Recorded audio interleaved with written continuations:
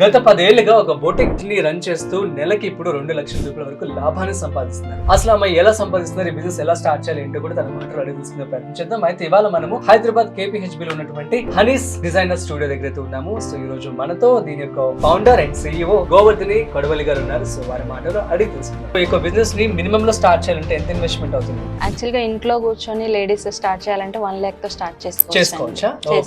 So raw material ఎక్కడి నుంచి తెచ్చుకోవాలండి?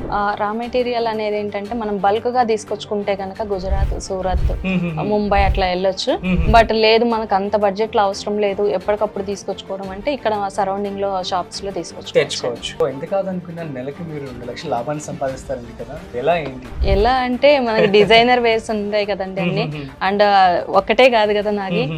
So jewellery ఉంటుంది, శారీస్ ఉంటాయి, సో ఈ వర్క్స్ ఉంటాయి, అన్ని ఫేషియల్స్ ఉంటాయి, మేకప్ ఉంటుంది. సో వీటన్నిటి మీద కూడా నేను అలా ఎర్న్ చేస్తుంటాను. అమేజింగ్. బొటిక్ స్టార్ట్ చేయడానికి ఎలాంటి లైసెన్స్ తీసుకోవాలి? కంపెనీ రిజిస్ట్రేషన్ ఉంటుంది, లేబర్ లైసెన్స్ ఒకటి మనం తీసుకుని ఉంటాము. ఆన్లైన్ అలాంటి పెట్టుకోవాలంటే కనుక కంపల్సరీగా GST కావాల్సింది.